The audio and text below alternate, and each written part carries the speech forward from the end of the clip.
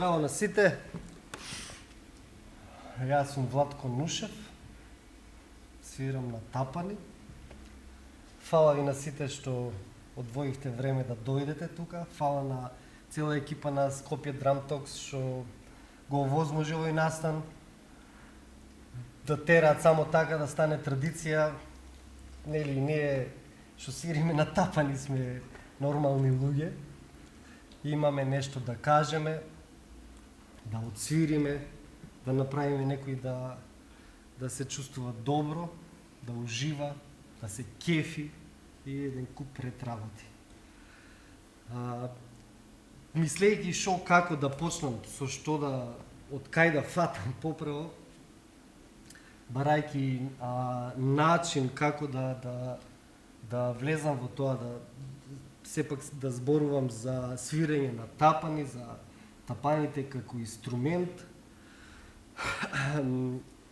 Некако ми доаѓа да зборувам за самите палки. Дека тапаните ги свириме со палки. Така при размислување, не знам колку ви е познато тоа, но перкусионите инструменти, свирењето на тапани, настрана од hand percussion, кај што се свират удирачки инструменти со дланки, на некој начин сме единствени што немаме физички контакт со самиот инструмент. Еве например, ако земеме дувачки инструменти, инструментот се држи во рака, го држиме, дуваме во инструментот, значи таа конекција за да кажеме нешто преку инструментот, за да ја добиеме бојата и ред тие други работи се некако многу поблиски до самиот инструменталист, на некој начин многу на природен начин. Нормално има техники на свирење, користење на амбажур, пифли, муштици, дишење, диафрагми, еден куп работи, но пак е нештото многу блиско со самиот изведувач. Да земеме жичени инструменти, за да произведеме тоа, пак имаме контакт физички со самата жица. Кога ќе ја стиснеме жицата според начинот колку и како можеме да влијаеме на бојата, на звукот, односно кога зборуваме преку тоа, сме некако многу поблиску до тоа да го кажеме тоа што го мислиме преку свирење. Па дури и клавирот и покрај тоа што на некој начин спаѓа во перкусиони инструменти, заради механиката дека чекан удира по жица за да се случи тонот, звукот, сепак ги допираме самите клавиши во зависност од каква тензија, на кој начин ќе ја стиснеме таа клавиша, таков звук правиме. Додека што кај нас имаме инструмент, имаме инструменталист, тој што свири. Измеѓу се наоѓа палка. Така. Значи немам физички контакт. И гледајќи од таа страна, мислам дека палката е многу битен фактор во свирењето на тапани. Настрана од тоа што треба да целиме кон тоа да стекнеме добра контрола врз палката, не е на начин на техника на свирење, туку баш на контрола на играње со палката, односно да палката да прави тоа што ние ќе го имаме у глава, тоа што ќе го посакаме да го направи. Нормално тоа се постигнува со многу работа, односно конкретно со фокус кон работата, не само со верглање да стигнеме одредено темпо во свирење или како и да е. Меѓутоа, палката ни помага за да добиеме боја на инструментот, пошто свирењето не е само на некој начин удирање. Да, се случува со удирање, меѓутоа е многу повеќе од тоа. Значи, кон кај одам, што сакам да кажам? Сите инструменти, дали се жичани инструменти, гудачки или не знам како, имаат различни имиња односно артикулации на бојата на самиот звук, како пицикати, како стакати, спикати или не знам, во дувачки као тенут звук, као маркато и еден куп работи. Ние тоа на некој начин го правиме со самите палки, со изборот на инструментариум. Кога зборувам за палките, некако ќе сакам да напоменам дека во два дела ги размислувам работите. Едниот е да користиме вистинска, како две водилки имам. Едниот ми е карактер во музиката, другиот ми е контекст во музиката. Под карактер размислувам на сите тие работи како боја, како звукот, како самата експресија.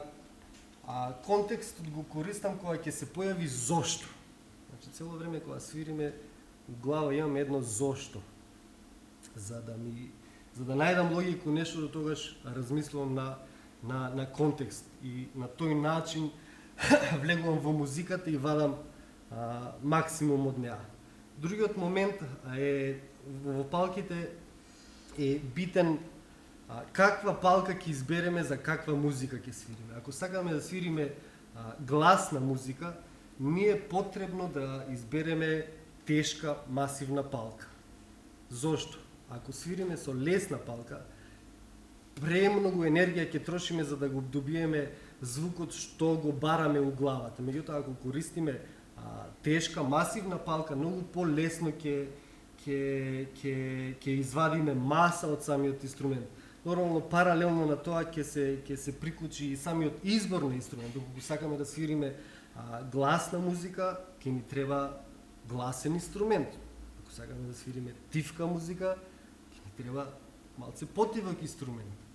Зошто? Ако свириме со тешки палици, а сакаме да свириме тивко, има еден момент што ја го размислам као нарушување на комоција при свирење. Значи, безпотребно ќе се кочиме да бидеме тивки, а нештото можеме да го добиваме ако самите палки што ги користиме се соодветни и самиот инструмент на кој што свириме е соодветен. На тој начин ќе постигнеме една комоција што ќе ни помогне да размислуваме за музиката, односно да го отсвириме тоа што ќе го сакаме. Донесов од делот еден куп палки, чисто за да слушнете како самата палка влијае на звукот. За пример, ќе ја искористам чинелата. Овде имам неколку 5-6 палки со врв. Исто така е битно палката дали ќе биде со како врв. Постојат пластични врвови, дрвени врвови, голем врв, мал врв, тешка палка, лесна палка, од вакво дрво, од накво дрво. Меѓутоа, при свирење треба да знаеме дека кога ќе направиме екзекуција, кога ќе направиме тон, се случуваат вибрации, односно самата палка вибрира. И на некој начин е битно за самата боја да не ја стискаме палката, да пуштиме палката да извибрира, да не го стискаме инструментот, да пуштиме инструментот да испее еден куп работи. Сега малце ќе се фокусирам на нешто друго, пошто за да ќе ни требаат многу часови за темелно да влеземе во сите сфери, пошто областа на свирење на удирачки инструменти е на некој начин бесконечна.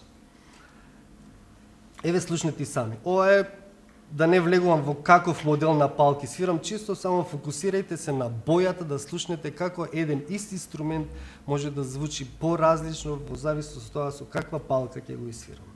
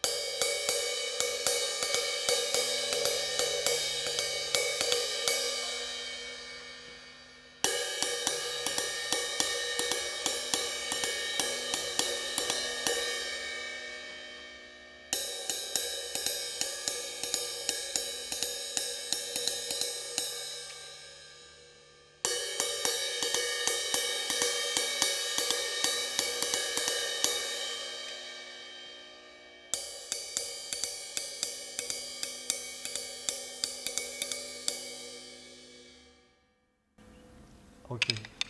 Приметувате дека инструментот кој што го свирам е истиот инструмент. Меѓутоа, бојата на инструментот е малце поразлична. Не сакам да влезам во тоа дека ви треба една чинела и да купите еден куп палици да ќе имате различен звук.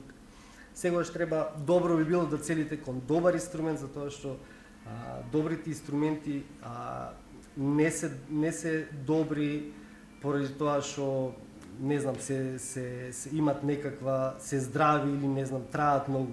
Туку квалитетот на бојата во самиот инструмент е малце на повисоко ниво и можеме да целиме кон нешто подобро.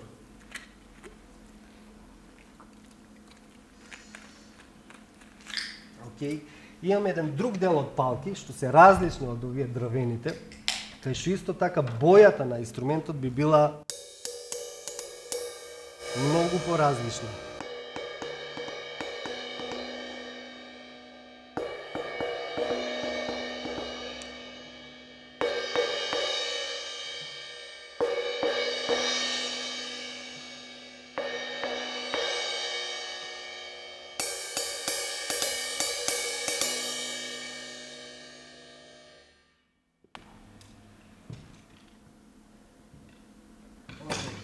Во делот со употреба на палките од прилика сакав за ова да зборувам. Меѓутоа во контекст како вовед во целата приказна што денес треба да се слуши, значи не е само палката, туку и самиот инструмент. Што значи тоа? Ако сакаме да свириме гласна музика, имаме у главата дека нешто треба да биде масивен звук, ако имаме ваков тип на инструмент кај што е на некој начин сетиран поради самата тензија на кожата. Многу често самите кожи ни диктираат каква боја ќе имаме покрај пажи, покрај палките. Ако имаме, не знам, бели, улјени кожи, тоа значи има повеќе дефиниција, поголема дикција во бојата. Ако имаме бели кожи, тоа значи имаме потенут, позаоблен звук. Меѓутоа, кога доаѓа до карактерот на музиката, кога ќе размислиме, ако сакаме да биде нешто гласно, имаме ваков тип на инструмент, може да се случи да почнеме да го силуваме самиот инструмент, затоа што секој елемент има свој максимум.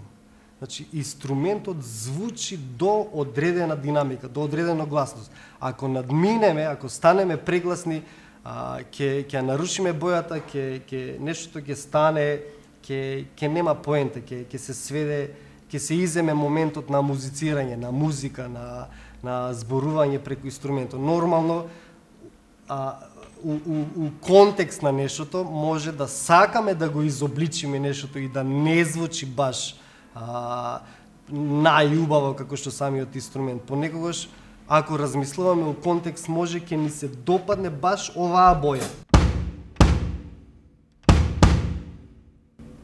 Ова не можеме да го добиеме на инструмент што ја поднесува како квалитет на звук оваа маса. Меѓутоа, пак треба да размислуваме во контекст на музиката, односно кога свириме за музиката и да најдеме забава и уживање во тој момент, да свириме за музиката, за да нештото да има некаква смисла. Например, ова ако сакам у глава имам некаква маса, исто така е битен момент со какви инструменти свириме. Може да се деси да не размислуваме во ритмички фигури, нешто што е напишано на лист, како четвртини, осмини, 16, 16 или било како. Туку да размислуваме баш во контекст, со каков инструмент, каква музика свириме. Например, у глава, ако имам, дека имам околу мене сериозни, големи појачала и дека имам некоја силна дисторзија од гитари, од некаков револт у текст кај што се вика гласно и сега имам у глава нешто да звучи бам, бам, бам и имам таков инструмент и ова би било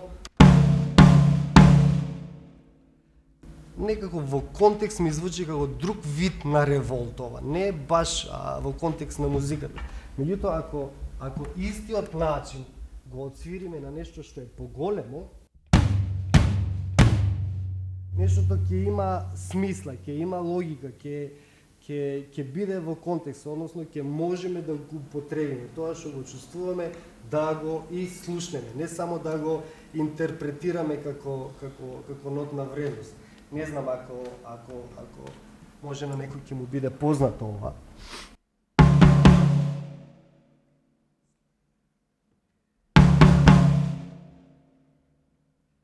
Океј, као ритмичка фигура може ќе погодите што е. Меѓутоа ако го слушнете вака,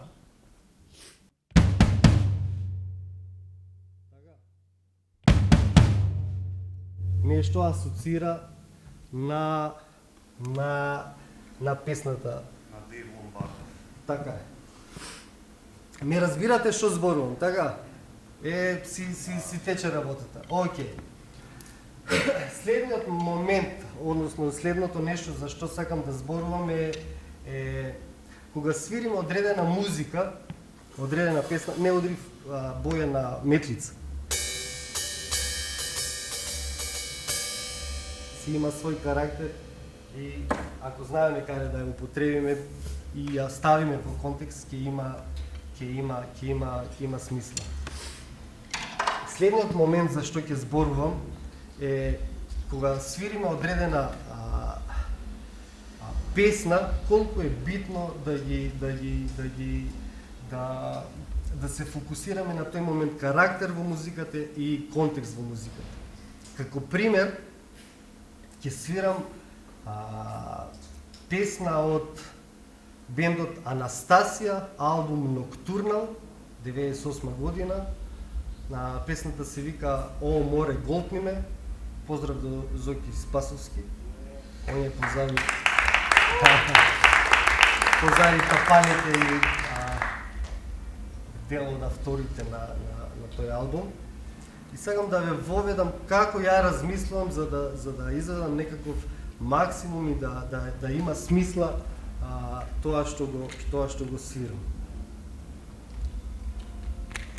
Отприлика вака.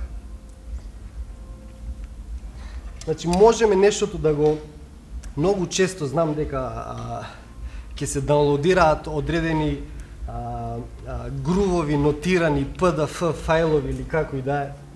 И таму пишува нешто и ние учиме што прави десната рака, што прави левата рака, кај треба со ногата удриме едната, другата, третата или како и да е.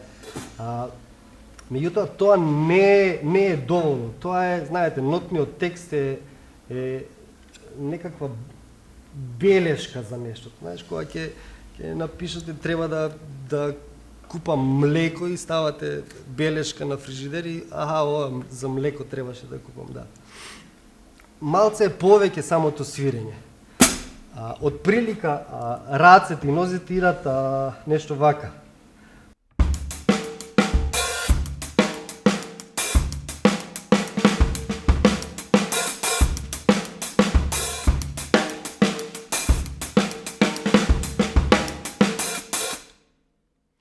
Океј, сега ќе влезам во креирање на самиот грув, на начинот на кој ја размислувам за да добијам нешто. Еве да почнеме од карактерот и контекстот, да ги употребиме тие две дела.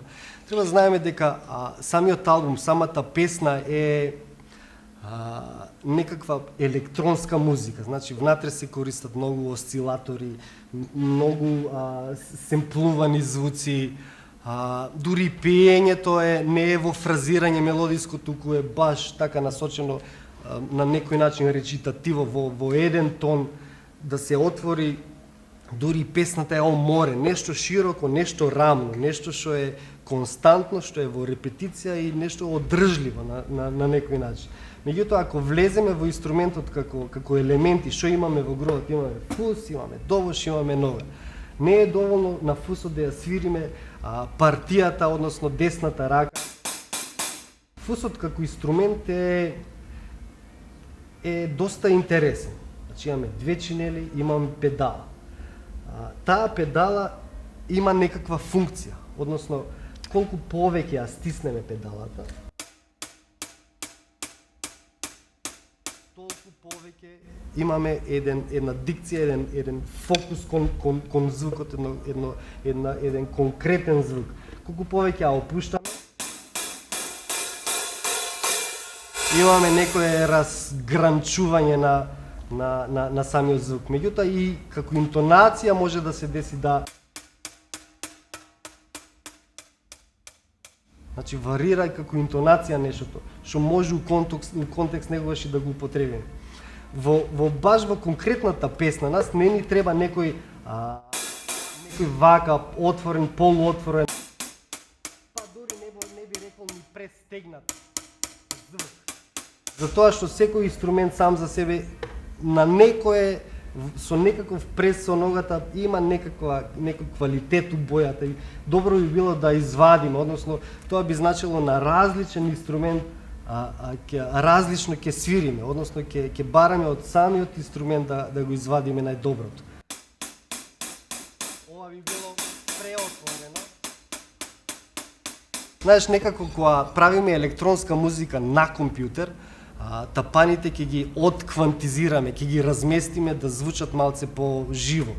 Од друга страна, кога свириме уживо, кога свириме таа истата музика, па малце има една тензија, како се вика ова, насока да го прибереме звукот, да го исквантизираме, да го исчистиме, да го искристализираме. Би требало да е со конкретна дикција и многу јасна боја. Добро што доколку го свириме кон обрач, има премногу аликвоти. Тоа не звучи баш како баш електронски. Дури негогаш можеме и да го утепаме со некој демфер. Ако идеме кон центар, го затвараме. Меѓутоа ако ставиме уште нешто, не знам, ако има телефон у мене, ќе го ставев. Ова е добра боја. Така, сега немам да ставам нешто за да го наместам, меѓутоа би звучало отприлика вака.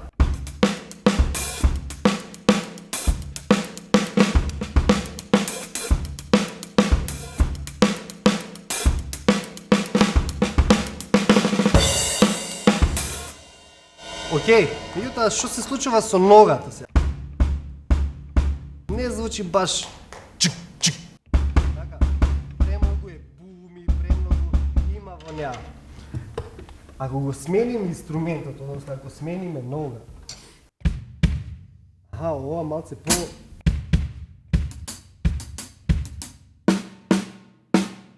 го затвориме уште повеќе овој истиот инструмент.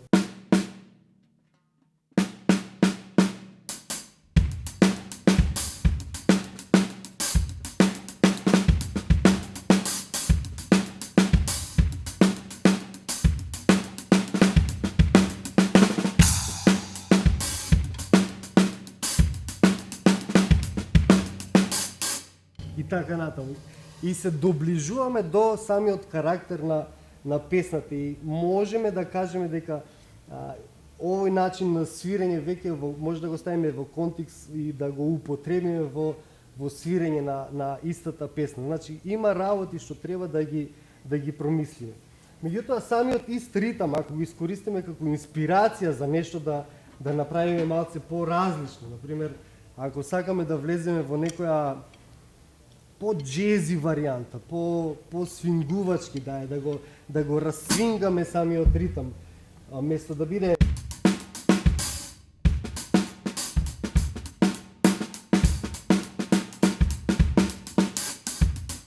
така, да го разиграме малце. И сега ако ни е контекстот некакво, не знам, джез трио, да е клавир, контрабас и тапани, ајде да видиме што бара таа музика од нас, пошто тоа што го свириме треба да го свириме за музиката.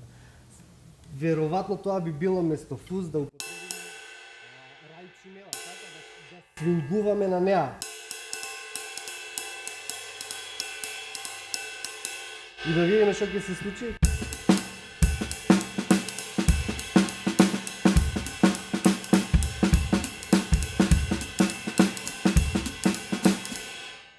Океј, меѓутоа не е карактеристика во тоа джези свирење само рајчинелата.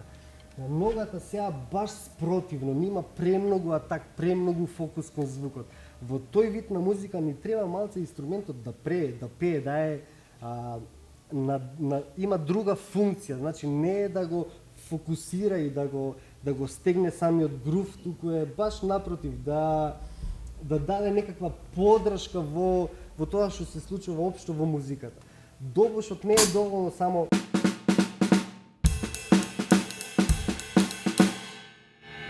малце треба нештото да е помеко. Кога свириме таква музика, тие акцентирање се сепак во функција да поддржиме нешто во музиката.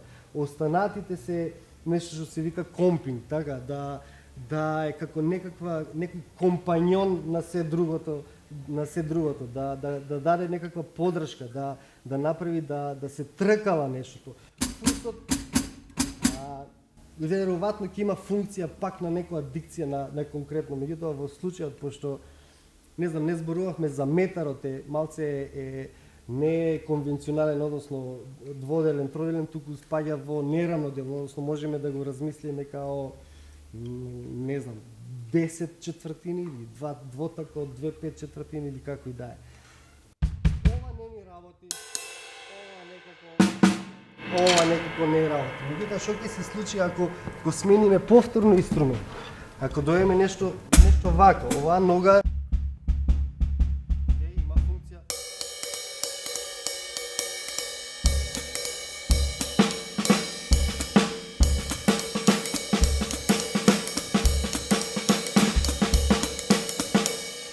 Меѓутоа пак сега свириме добоши. Овој што сите знаете дека кога се свири во овакви джез трија или таков вид на музика, од овај меч грип што го викаме, постои еден друг што е традиционал грип. Не е тоа дека е начин на свирење друго. Кај мене, например, ако ја држам вака палката, начинот на држање палката ме инспирира да свирам нешто поразлично од ако ми е вака. Значи, вака е некако, вака е на друг начин. Мекоста што ја добивам на ова е поразлична од мекоста на ова. Така, сите знаеме има некој ваков момент на добошот кај што е малце поприродно да не биде вака палка. Имаме нога, има и куц.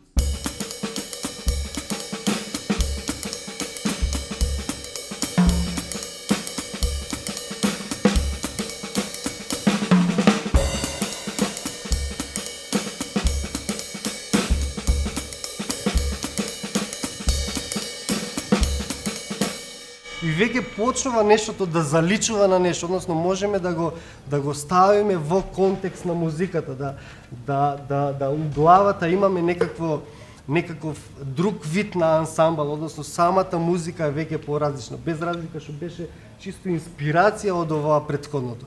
Што ќе се случи ако сакаме да биде тоа некаква гласна музика, гитарска музика и сакаме да ја отсвириме? Предпоставувате дека ќе треба да сменам инструмент, така, затоа што на овој инструмент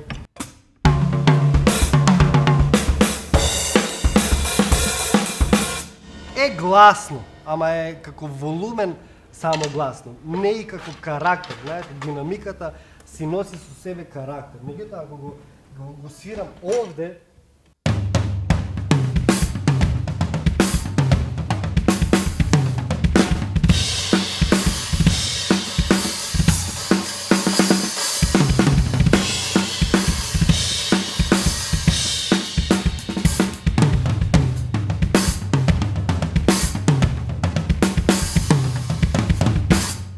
нештото има поента, значи можеме да го употребиме во некој друг контекст. Океј, сме јасни за што зборувам, така?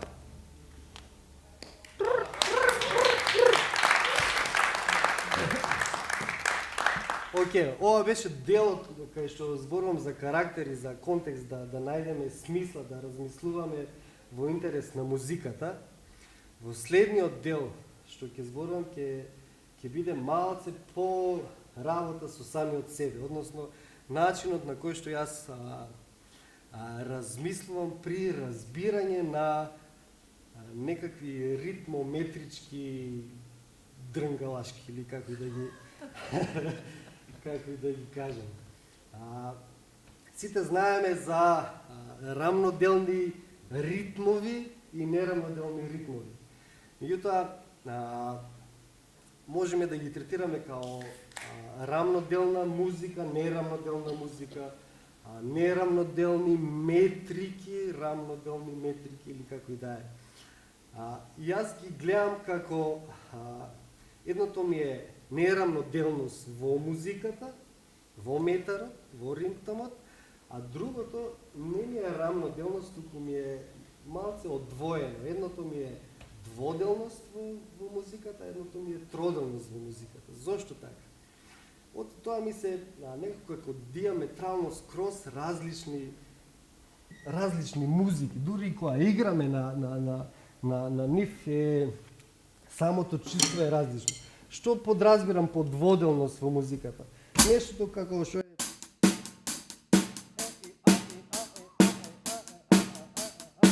или не знам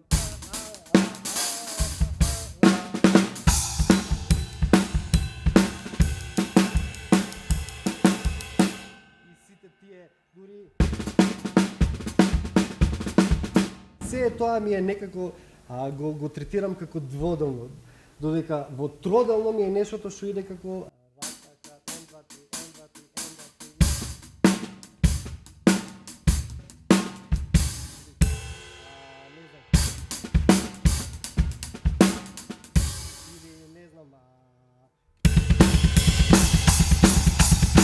или како и да е. Значи, како го гледам како не знам, дрвото има нагоре крошна со лисја и плодови, меѓутоа има и надолу исто крошна со коренов систем и со еден куп работи. Или вага ќе го свртиме, или вага ќе го свртиме, пак ми се некако две скроз различни работи. Меѓутоа, што ќе се случи кога ќе им дое другарот нерамноделна музика? Односно, што ќе се случи кога ќе почнеме да ги мешаме тие едно со друго. Значи, да смешаме дводелно со троделно, да смешаме троделно со нерамноделно, дводелно со нерамноделно. Ако го сведеме нештото на некаква етира во преклопување, например, свирам овде дводелно, овде свирам троделно.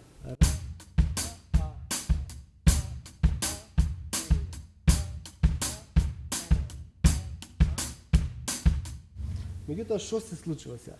Нештото се сведува на полиритам. Раз, два, три, раз, два, три, раз, два, три, четири, раз, два, три, четири, раз, два, три. Значи, едното те слуша е 3 врз 4, едното е 4 врз 3. Ако терам, размислувам во 3/4, тогаш имам 4 врз тие 3, ако размислувам во 4, тогаш тие 3 се врз тие 4.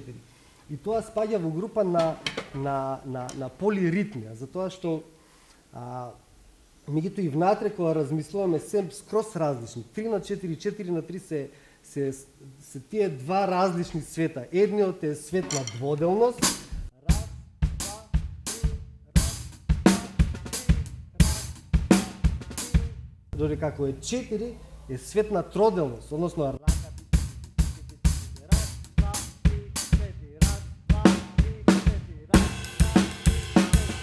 два, три, на некој начин се различни. Меѓутоа, ако го искористиме нештото како движење, како дел од некаква метричка структура, односно не ритам, не ритмичка фигура од 3, ритмичка фигура од 4 што паралелно ќе идат, и ако употребиме фразирање, односно ако размислуваме во некој круг од 4 такта, некаква фраза, многу ќе се смени целата приказна, односно ќе има ефект зошто ги мешаме двете.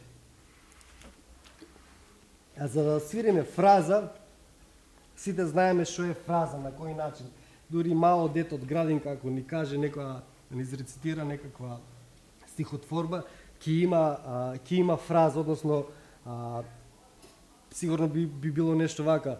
Тарарарарара, нарарарарара, нарарарарара, дарарарарара. Така. Што гледам во тоа?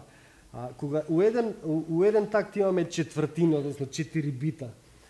Не е тоа првиот бит повторен како втор пат, па повторен и како трет пат, па и повторен како четврти пат. Туку тие сите се различни, затоа што припаѓаат на различно место, па дури во музиката, кога ќе го отсвириме тој и така. Значи, првото време е приказно за себе, второто време е приказно за себе, третото време е приказно за себе и четвртото време е приказно за себе. И сега ако размислуваме на тој начин и го цвириме истото, би било нешто вака.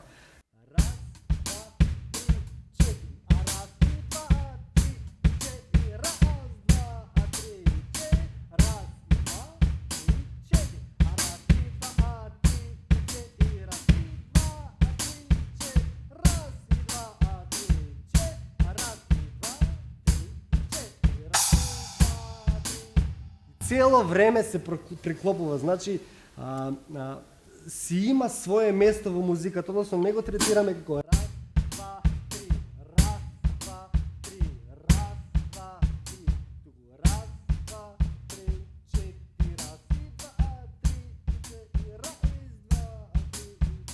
два. И ако го ставиме во грув,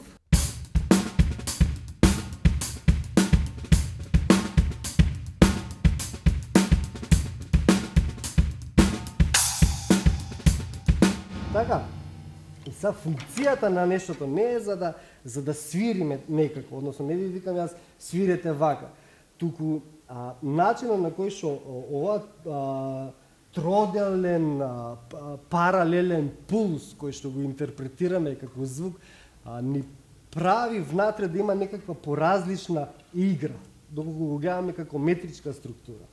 Што ќе се случи ако искористиме во неравно деле, да ја земам, например, пето смени.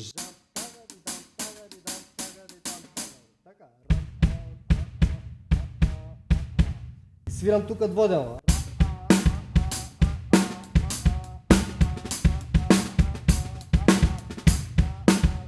Меѓутоа, во дводелното, кога мешаме дводелно со неравно делно, сегаш имаме на on бит и off бит, тие се две нешти. После цело време, после кога ќе одминат тие две, пак си доаѓа и пак си се преклопува. Меѓутоа, кога ќе ставиме троделен паралелен пулс, ќе се смени нешто малце поразлично. Односно, ако идеме како троделност во нога, за да го разберете подобро, а тука би свирела.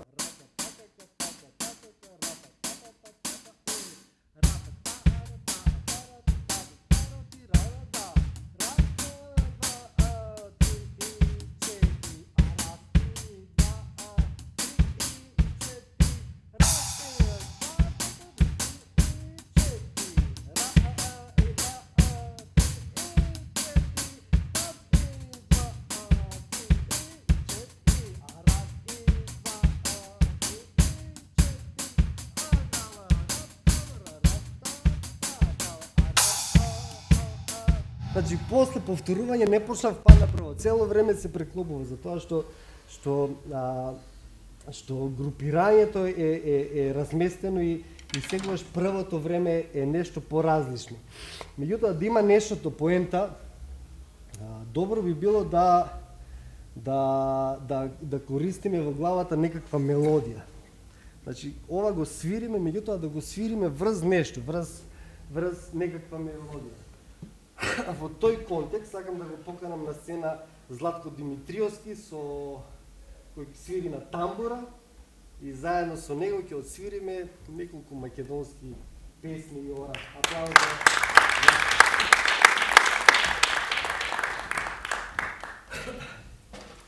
Значи, нема да го свирам нештото на чисто само метричко преклопување или како и да е.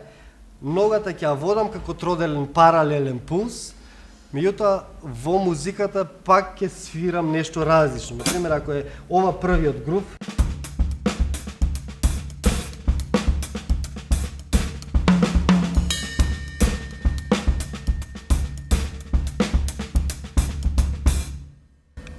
уствари е орото оптан топтан. Сега ги го свириме за да ви стане малце појасно како звучи тоа со мелодија која ги го размислав.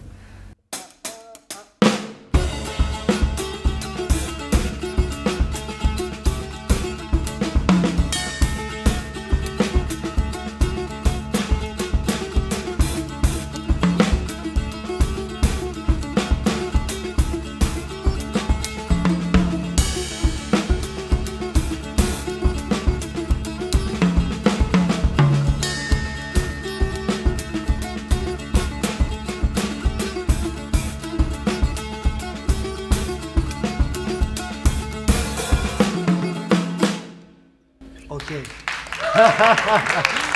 Значи, нештото почнува да има некаква смисла. Следно што ќе отсвириме значи неколку, би било нешто вака.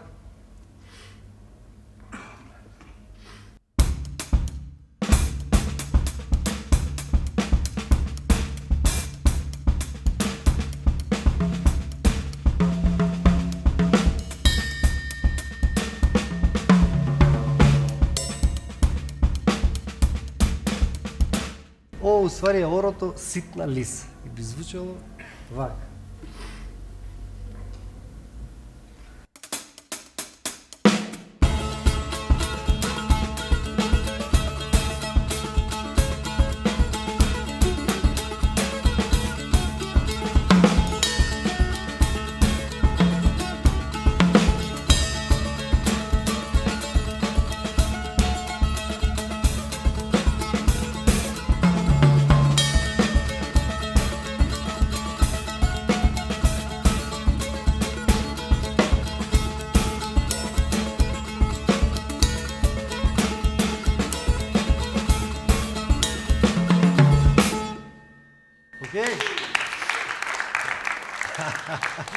Супер.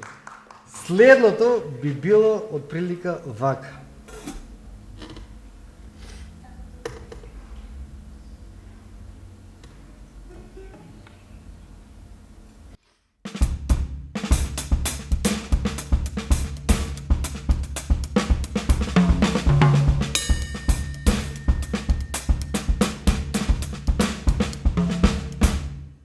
Ствари, ова е орото осоговка. Сакаш да ме збуниш? Океј, и би било вако.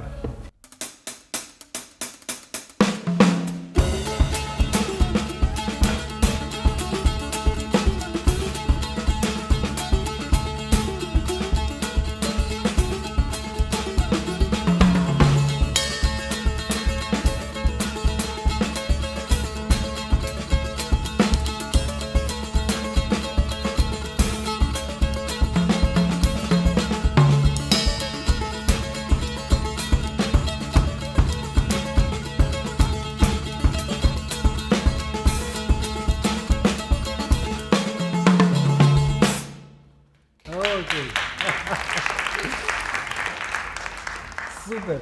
Следно би било орото поступано. Да. Може и одма да го отсвириме. Веќе знаете за што станува збор. Односно, самиот начин на свирење и кога ќе примениме нешто вакво како паралелен троделен пулс во нерамоделен ритам, се креираат одредени синкопирања што на некој начин улогата му е некој сврзник во таа нерамноделност, односно да направи нештото да има еден друг драйв. Тоа не значи дека вака треба да се свири нерамноделна музика. Многу често и во контекст, ако размислуваме, баш напротив треба да се фиксираат тие промени, каде е 2, каде е 3, за да се дефинира таа различност во самиот метар. Но исто така треба да размислиме, сега свиревме пред малце осоговка. Тоа е 11 осмини. Не значи дека треба да научиме нештата да ги викаме 11-ка, 5-ка. Знаеш 11-ка? Знам 11-ка. И сега свириме 11-ка на осоговка и свириме иста 11-ка на скопскоро. Пошто скопскоро исто е во 11 осмини. Меѓутоа, осоговка како фраза, како мелодија е скопско како фраза, како мелодија има рам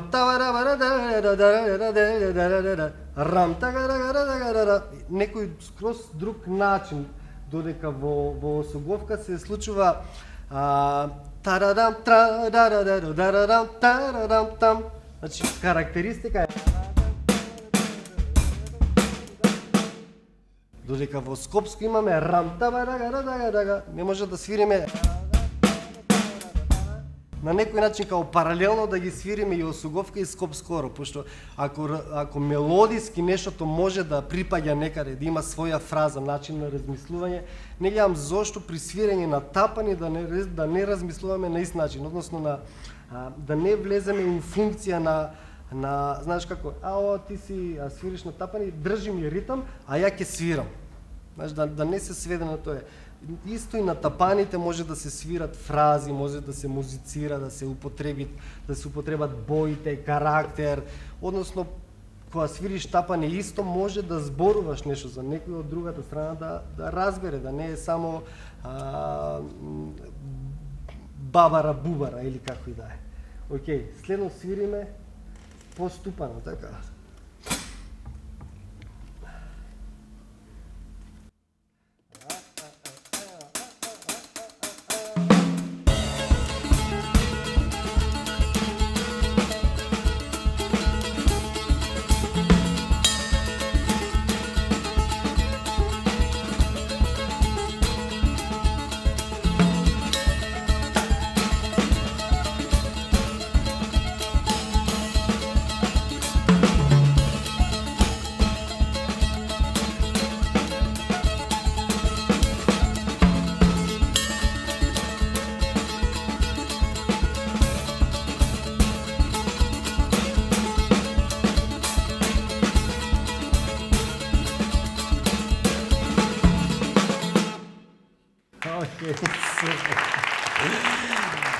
Океј, следното што ќе освириме е во 18 осмини, односно Јани Норо. Меѓутоа што се случува сега овде? Сам видеот метар како 18 осмини по природа е веќе троделен. Што значи нема да се случат тако вид на преклупување после секој такт со моментот на паралелен троделен пулс кој ни служи како сврзник за да направи музиката да биде по да тркала, по како вајак. Меѓутоа е доволно дол како метар да и внатре во него се случуваат такви работи. Така? Може да го отсвириме.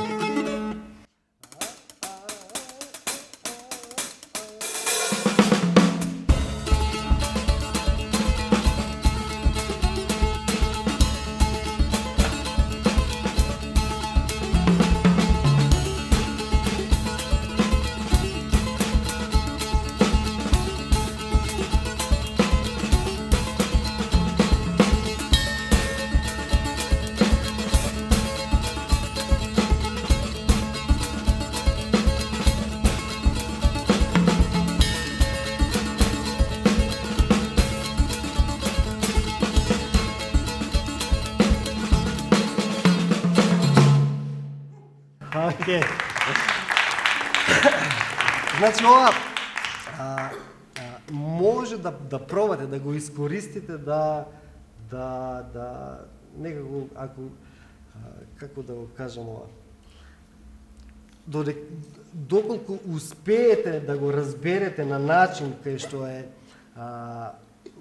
не размислуваме троделно, пошто ја додека свирам размислувам во метарот во кој што е музиката, односно ако свириме топ-там 5 осмини, јас размислувам во 5 осмини, тогаш има ефект тој паралелен троделен пулс што се појавува. Значи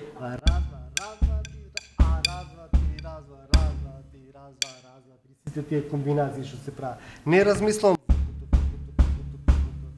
На некој начин тоа би било, ако идеме жаката, тукуту, таката, тукуту, таката, рамчичкач, тикупам, каде би дум, чупам, чикач, тикупам, парум, там, парач, парчикупам, парум, пом, типам, парчикупам, парам, пам. И така натаму. Почнува малце Африка да се појавува у самата музика. Меѓутоа е битен момент да сите ги знаеме тие ора, сите сме ги слушнале по 100 пати од малечки цело време, па дури не сакајќи ги слушаме, Меѓутоа е добар начин кога размислуваме да свириме со нерамноделни метрики, не мора нешто книги да купуваме со тактови, со ноти. Доволно е да погледнеме малце внатре во тоа што го имаме тука, и ќе најдеме една ризница од безброј инспирации и можеме да си најдеме некаква логика, начин на размислување, вежби, сами да креираме и еден куп други работи. Океј. Има еден друг момент што сакам да го зборувам во врска со тие метроритмички моменти. Сега пулсиравме во нерамноделни метрики. Што ќе се случи ако самата моторика, односно тоа што го свириме, е нерамноделно, но пулсираме во дводелност, во троделност, па дури што ќе се случи ако тоа што го свириме е одреден нерамноделен метар, а да го пулсираме со друг различен нерамноделен метар. Научна фантастика. Уствари е се движење, начин на емоција, што прави нештото да се деси. Лани, полани, пред не знам колку години беше кога имаше една иницијатива од Скопје Драм Токс на Седи дома вежбај. Имав едно кратко видео кај што зборував за нештото. Меѓутоа сега сме тука и можеме да го отсвириме, односно да слушнете за што станува збор. Во случајот имам самата распоред, редоследот на палките, зборуваме за 5/8 метар. Без разлика дали е 2-3 или 3-2. Редоследот е нешто вака.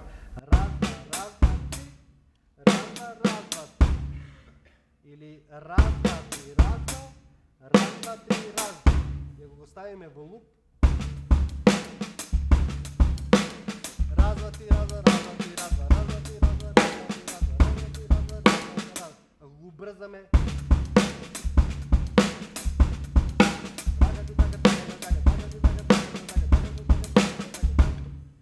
меѓутоа сега ќе отсвириме едно дводелно оро, орото се вика бувчанско оро, и ќе видите как овде нема да променувам ништо. Меѓутоа нема внатре во себе да пулсирам паралелно во 5/8 додека он свири 4/4, затоа што понегош да прозвучи музиката, многу е битно сите да целиме кон исто, односно да имаме иста база на метар, иста база на пулс. И без разлика кој колку осмини свири или каква ритмичка фигура, докато ја пулсираме на основниот пулс, тогаш нештото ќе има смисла, односно ќе се појави синкопата, ќе се појави ефектот од самата ритмичка фигура што е напишана, односно што ја свириме во нешто поразлично. Може да пробаме.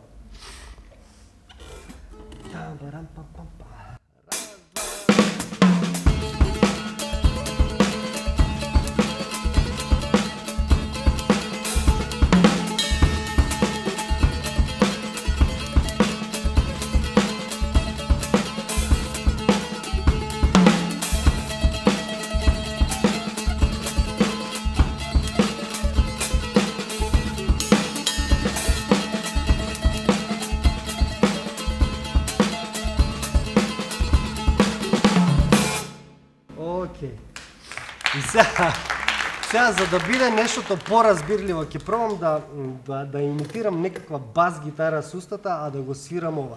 Значи, поентата е дека е разлати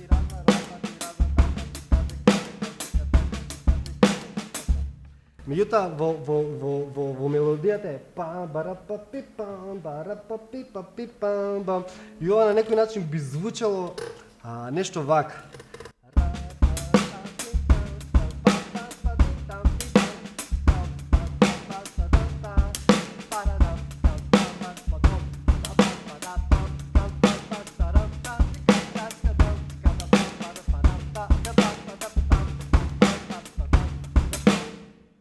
Океј?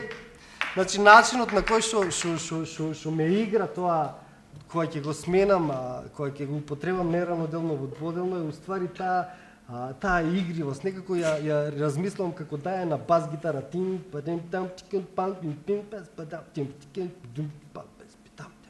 меѓутоа е пулсирано во 4, затоа се такви синкопите, затоа е таквата игра.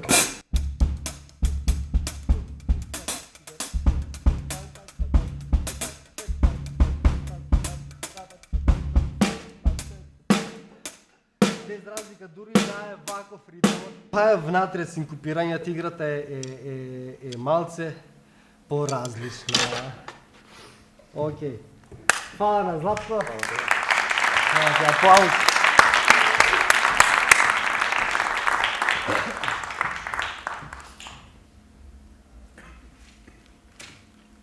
Океј, добри сме, така, се е океј, јасно е, се што зборувам.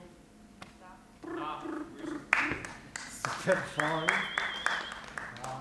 Следните неколку работи, не знам, може еден подсетник со време колку сме, како сме? 5:20? Како? Уште 25 минути. Океј. Има еден куп други битни работи, меѓутоа ево малце ќе зборувам конкретно за темпо, а после и за динамика во свирење на самите инструменти. Значи, темпото како битен фактор во креирање на карактерот на музиката. Односно, секоја музика припаѓа на одредено темпо. Значи, многу од процентите на самата музика е поради темпот, односно карактерот, начинот и тоа што постои во музиката е многу во темпот, односно темпото може да варира напред-назад, меѓутоа тоа е во одредени граници.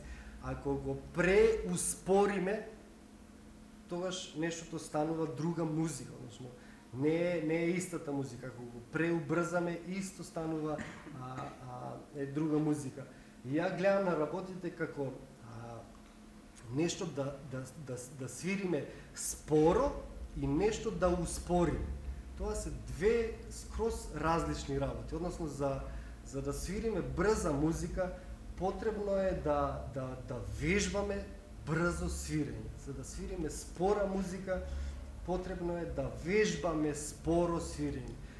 За да свириме гласна музика, потребно е да вежбаме гласно свирење. Или тивка музика да свирење, потребно е да вежбаме тивко свирење. Но тоа е поразлично од да успориме нешто или да убрзаме нешто. Затоа што кога ќе успориме нешто, правиме некаков зум на самата музика и тоа е со некаква цел, односно за да нурнеме внатре, да видиме тоа што го свириме, дали е намесено, да создаваме некоја мускулна меморија, да овозможиме на мозокот полесно да процесира, да следи се битно што е. Меѓутоа, кога ќе дојде на ред брзо свирење, мора мозокот да го навежбаме брзо да мисли.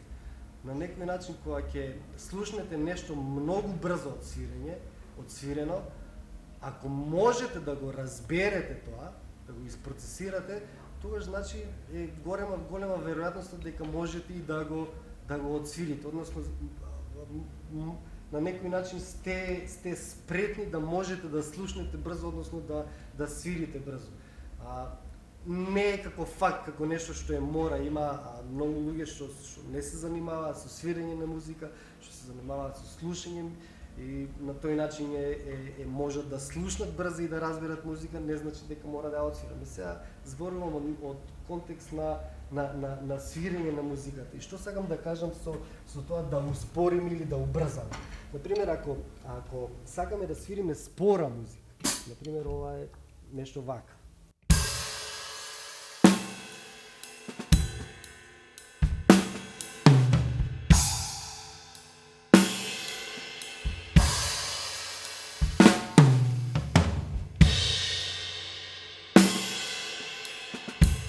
Значи, потребно е да го истраеме нешто, да го издржиме, да е начин на размислување. Размислуваме споро, меѓутоа не размислуваме како демек внатре ќе направиме некакви субдивизии, поделби за да можеме да истраеме точно на време да одсвириме.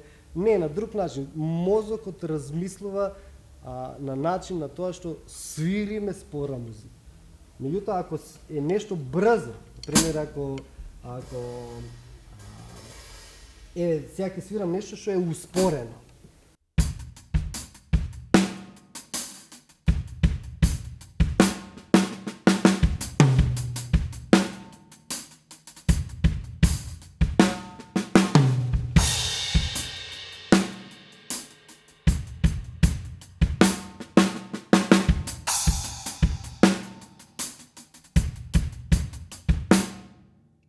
Нештото не е наменето за вакво. Тоа што го свирам не беше спора музика, туку беше нешто убрзано. Овој конкретен грув е од песната Хикошиба од Верк А, кај што е нешто од прилика е вака иде песната.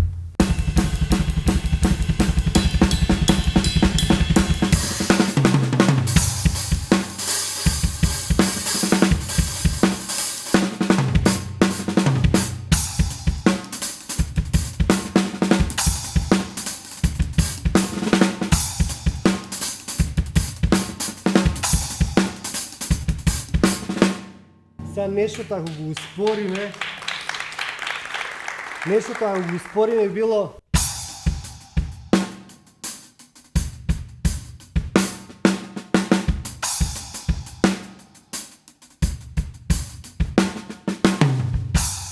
меѓутоа ефектот на свирење на конкретното темпо на песната не е во дека е тоа побрзо или поспоро, туку самото темпо прави некој драйв, односно играта што е во фусот. Тоа е нешто што у конкретното темпо има ефект. Нема ефект во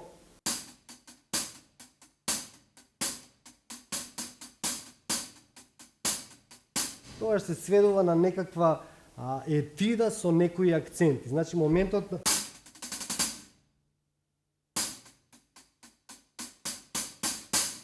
нема поента. Значи кога ќе успориме музика, ја успоруваме со цел за да видиме што да исчистиме нешто вратне, да разбереме, да мозокот го му направиме малце полесно да ги видиме работите. Нешто не знам како се кога ќе зумираме некоја слика, или кога ќе ја погледаме од поблиску, ќе гледаме тука дека што е. Меѓутоа кога ќе идеме назад, пак го гледаме истото, меѓутоа ја гледаме целата слика, односно го гледаме целото дело какво што е и како што е направено. Не гледаме не го гледаме само не одиме со насока кон фокус на одредена проблематика. Океј. Кога ќе дое на ред динамика, постојат музики што се многу склони на динамика, постојат музики што и не се толку, меѓутоа не постои музика кај што нема динамика. Дури кога свириме најгласна музика, внатре има некаква динамика, па дури да се сведе на некаков прелаз, не знам, ако е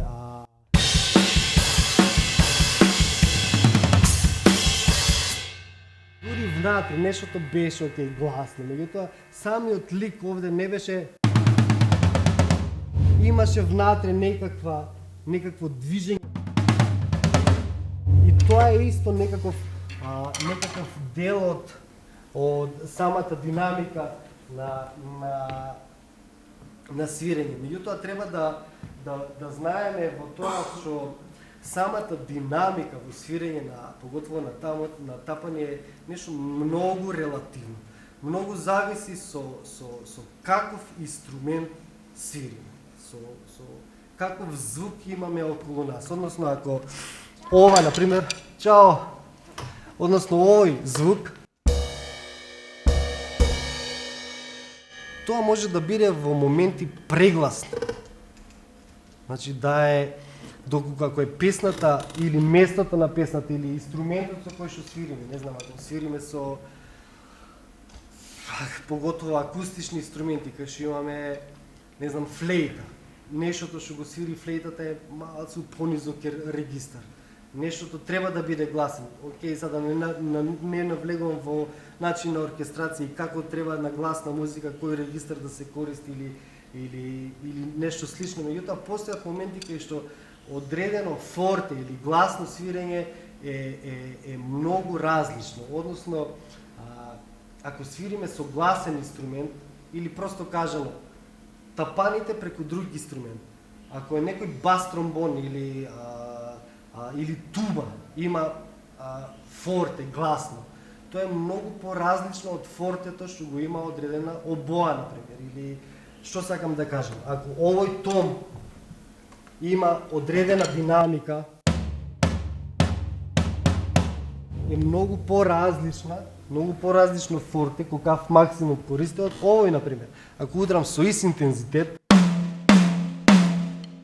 малце е како пренасила да сакам. Не дека не можам у контекст да го употребам и ова како боја, нели претходно спомнав, некој инструмент што не трби толку самото изобличување, самата боја на префорсирање може да ни биде од корист.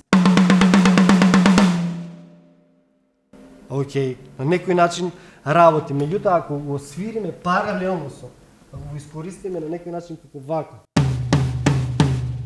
можеме да идеме во боење на нештото по динамика. Ако идам погласно на том потивко на флор том, една боја,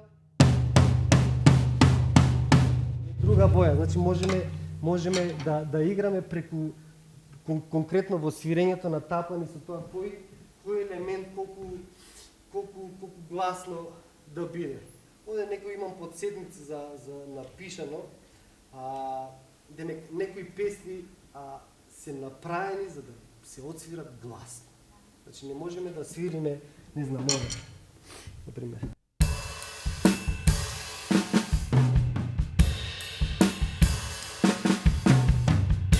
Така, може да познавате песната. Е малце мора за да ја доловиме песната. Карактерот на музиката е исто како што претходно во темпото кога спомнав дека некои песни, некои музики се такви поради самото поради самото темпо, односно темпото прави песната да звучи некако.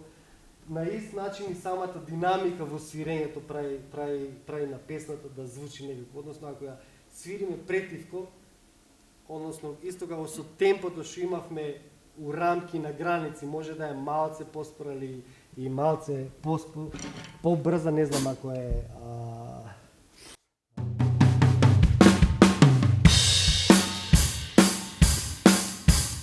како овој грув Enter 7 песната, ако ја свириме пак и истиот распоред на ноти, меѓутоа или ако свириме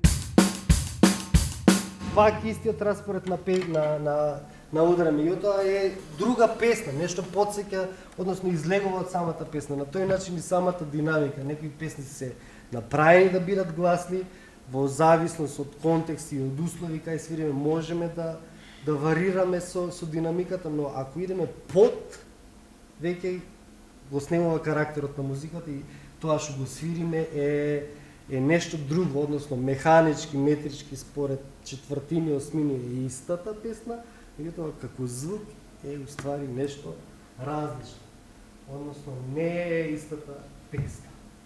Океј, чисто за да финиширам, чисто као совет, као начин на размислување, свирете колку можете повеќе со различни луѓе, со различни инструменти, со различни ансамбли.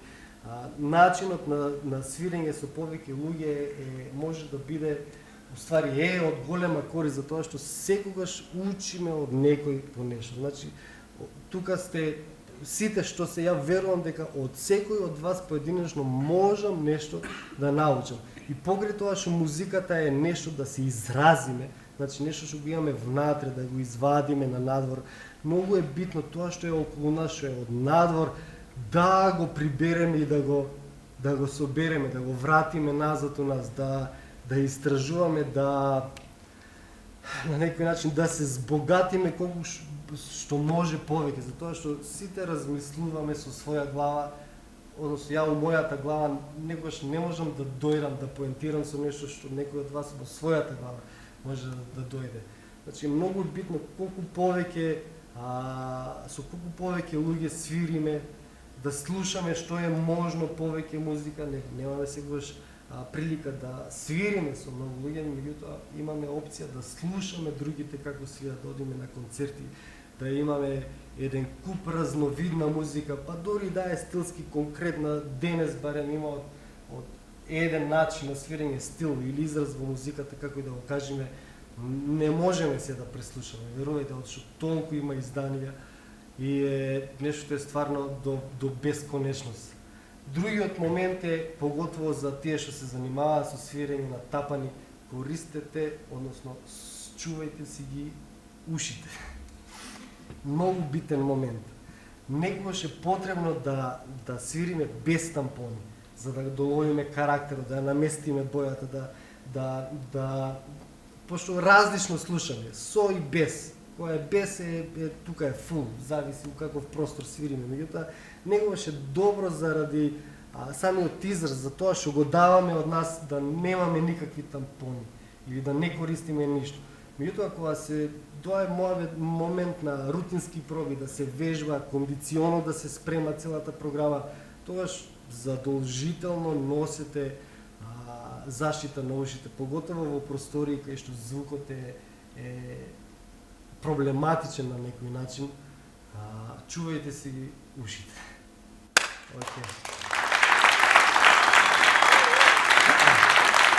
Ако имате прашање некој, слободно прашајте, ќе се потрудам да колку можам да вратам.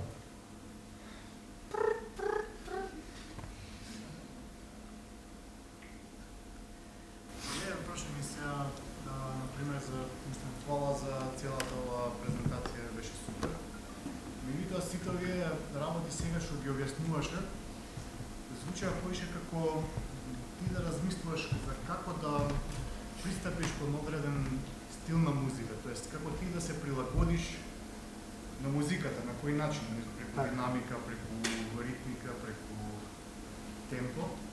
И сега моето прашање е дали кога би почнал одново да кажеме да ја градиш кариерата или за како совет за некој што сега почнува да свири, дали е подобро да се обидеш да бидеш што посестрен како музичар и да се обидеш да како тебе, мислам, ти си не посестраните умњари у Македонија што може да прави многу работи добро, да бидеш пак истото нешто или повеќе подобро е да се фокусираш на едно нешто? Така, те разбирам. Бидеш познат по тоа дека си добар метал свирач, распоти тоа дека, мислам, ни го разбраш прашањето. Супер, го разбрав, да.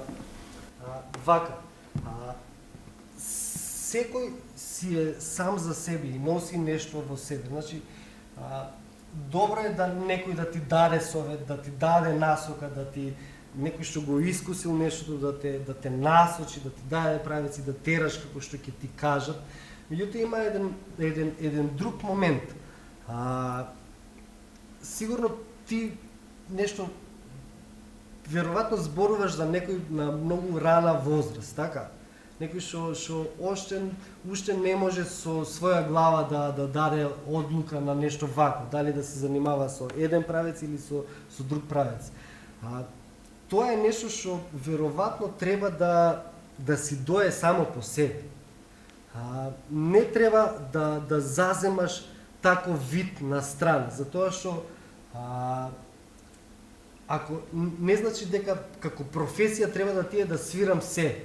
Ако свириш се, можеби во ништо нема да го направиш својот максимум, пошто и енергија, и време, и начин, и сеопшто. Меѓутоа, ја за мене гледам на свирењето како музика, не како стил или стил во свирењето. Например, ако за да го отсвирам овој момент, не знам, ова да го отсвирам, мене не сум седнал ја и сега да се фокусирам само на вакви ритмови, на бендови што ги употребуваат само тие ритмови, пошто овде има еден куп други елементи што што ми помогнале многу различни музики за да разберам ова да го донесам. Пошто не се работи само за интерпретација на тапаните како инструмент. Ако ги гледаме од страна на само како интерпретација, нештото ќе биде супер, ќе трае, меѓутоа после известно време, па може и на стари години, може да доеш до момент кога што ќе помислиш, ќе видиш, ќе си кажеш, абе, ја уствари за музиката не ја разбирам баш, ништо не знам за музиката. Ја идам на таму да го разберам нештото, да има причина да ми направи самата музика, знаеш, ти да свириш у метал бенд и да градиш кариера на свирење на метал музика,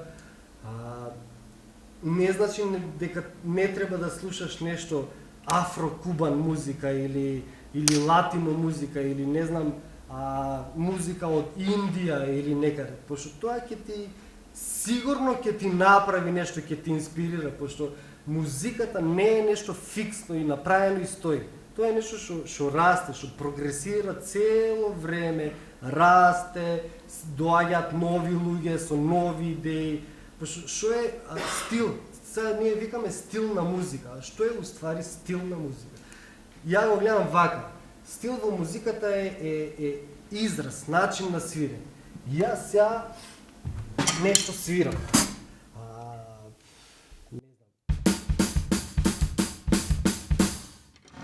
Ми е преку глава ми е од се, у зборови ми е револт, немам пари леп да си купам, ми иде да бомби да фрлам или нешто. И ќе се собереме некаде и правиме нешто тако, и свириме. Меѓутоа тоа се дешава некаде. Некој друг ќе го слушне, ќе се поистовети, ќе се пронајде себе си у истото, ќе почне и он ќе го земе. И он ќе почне да прави така.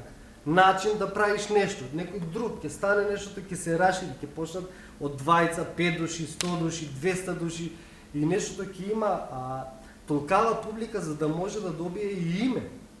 Може да го именуваме нештото.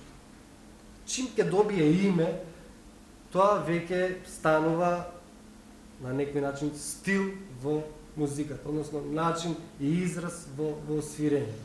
Така, мислам, има музики што не се засегнати од ова сега што го правим, знаеш.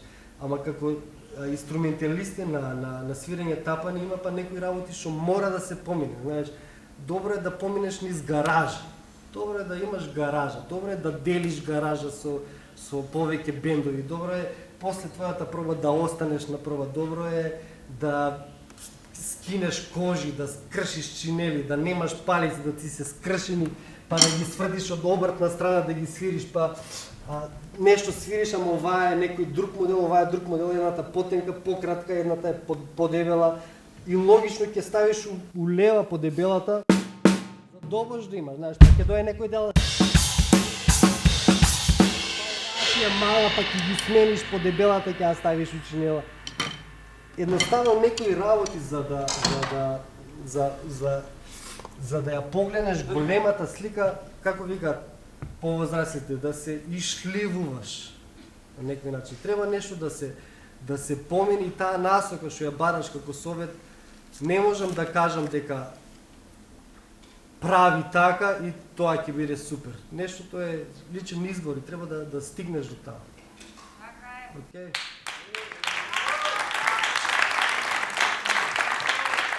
Океј, друг со прашање нешто. Ева тука. Ајде. Ево. Све е фантастично, многу си велики цар. Видео сам кад си свирал гласно си држал палице доста ниже него кад си свирал тихо. Предпоставljam да е то намерно. Да. Jel možeš još bliže malo o tome da nam ispričaš kao zašto hvataš palice ovako i onako i... Misliš na ovoj moment ili ovoj со овој? Ова? Со ова? За овој момент? Не, него напред и назад, значи буквално оно прво што така е. Вако и вако. Така е. Значи кога си свирал тихо си свирал као многу више палицу. Не било ништо намерно, со цел можеби е пошто остави земи, вака како се палките и фаќам вака и влегувам со свирено, знаеш. Не наменски. Предпочитувам да ја фатам палката поназад, за да се деси таа поголема амплитуда, за да имаш повеќе маса у самиот звук. Ако ги држиш тука е една работа на почеток што ја кажав дека самата палка вибрира, знаеш, кога ќе удриш. Таа исто вибрира, ако ја држиме овде некако нема да вибрира баш добро. Добро е да идеш поназад. Некој свири скрос овде, ја не свирам, некако ова ми е репер, знаеш, ова е наместено. Сега ова сигурно несвесно ќе земам и али обично го правам ово. Иде. Океј. Тоа е тоа? Тоа е тоа. Супер. Фала ви на сите што бевте